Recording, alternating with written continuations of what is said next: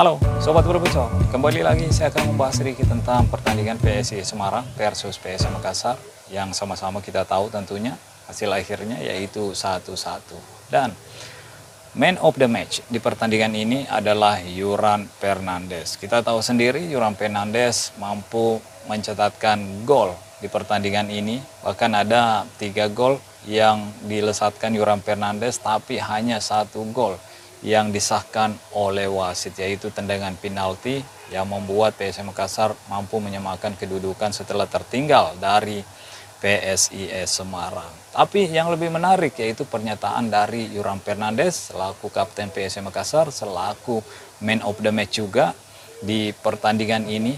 Dia mengatakan di wawancara setelah pertandingan, teman-teman, saya hanya ingin membacakannya di sini. Hal yang pertama, saya ingin mengucapkan terima kasih kepada Tuhan atas kesempatan untuk kembali membantu tim. Terkait pertandingan, kita datang untuk memenangkan 3 poin. Namun, sayangnya kita tidak bisa mencetak gol di menit akhir. Ya, kita tahu sendiri ada 1 penalti yang didapat oleh PSM Makassar, tapi algojo penalti PSM Makassar yaitu Matheus Silva gagal melakukan tugasnya dengan baik. Tapi ya itu is okay lah. Ini hal biasa menurut saya di dalam sepak bola. Semua orang bisa gagal melakukan tendangan penalti, teman-teman. Apalagi ini tanggung jawab yang besar di akhir-akhir pertandingan. Tapi ya saya juga salut dengan kepercayaan diri yang dimiliki oleh Matheus Silva. Mudah-mudahan di pertandingan berikutnya Matheus Silva mampu mendapatkan gol pertamanya bersama PSM Makassar. Oke, kita lanjut. Ini Yuran Fernandes mengatakan bahwa sayangnya kita gagal mencetak gol di menit-menit akhir. Kita tidak dapat meraih target kita untuk pertandingan ini. Saya berharap di pertandingan selanjutnya kita dapat menangkap 3 poin.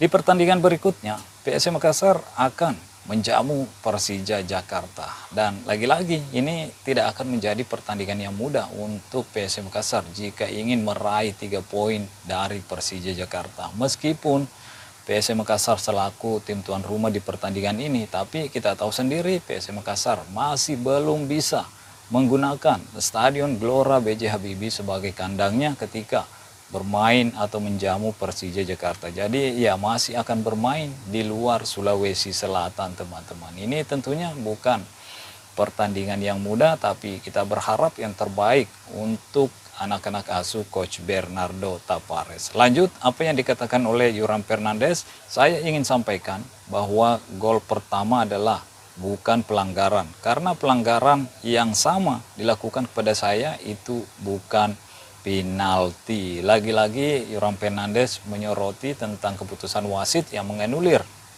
gol yang diciptakan oleh Yuran Fernandes, teman-teman. Dan sebenarnya saya tidak begitu bersemangat, teman-teman, untuk membahas tentang wasit-wasit yang memimpin di Liga 1 karena kita udah tahu, udah beberapa kali kejadian bagaimana wasit-wasit yang memimpin di Liga 1 ya melakukan keputusan-keputusan yang tentunya menimbulkan perdebatan di kalangan publik pencinta sepak bola. Yang terbaru ini ya gol PSM Makassar yang dianulir oleh wasit, begitupun ada pertandingan di pertandingan Persija Jakarta versus Persib Bandung di mana Marco Simic menyikut salah satu pemain Persib Bandung yaitu Beckham Putra, tapi ya tidak diberikan red card. Padahal ada juga kejadian yang sama di pertandingan-pertandingan sebelumnya. Kalau tidak salah yaitu Ramiro Pergonzi yang melakukan pelanggaran yang hampir sama yang dilakukan oleh Marco Simic, langsung diberikan kartu merah ketika berhadapan dengan Persis Solo kalau tidak salah, teman-teman. Dan tadi ada juga keputusan-keputusan yang cukup membingungkan di pertandingan Arema FC versus PSS Sleman, yaitu pergantian pemain yang membuat pertandingan berhenti. Ini tentunya lagi-lagi menjadi keputusan wasit karena yang menentukan masuk dan keluarnya pemain di atas lapangan adalah wasit yang memimpin di atas lapangan beserta ya timnya lah yang memimpin di pertandingan tersebut teman-teman. Tapi kita tahu tadi cukup lama terhenti karena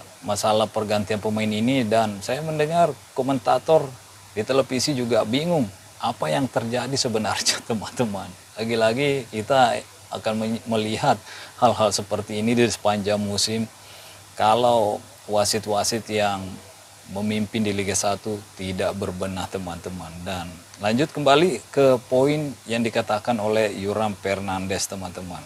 Dia tadi mengatakan, saya ingin sampaikan bahwa gol pertama saya adalah bukan pelanggaran karena pelanggaran yang sama dilakukan kepada saya, itu bukan penalti.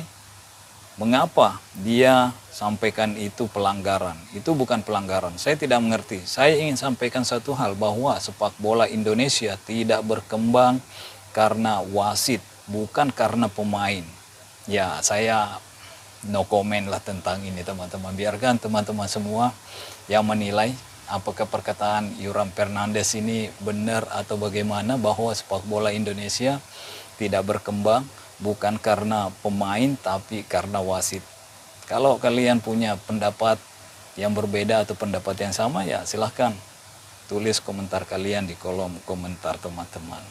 Dan saya ingin sampaikan satu hal, bahwa sepak bola Indonesia tidak berkembang karena wasit, bukan karena pemain. Kamu bisa membawa 10 pemain asing, sepak bola di sini tidak berkembang karena wasit tidak memiliki kualitas untuk Liga 1.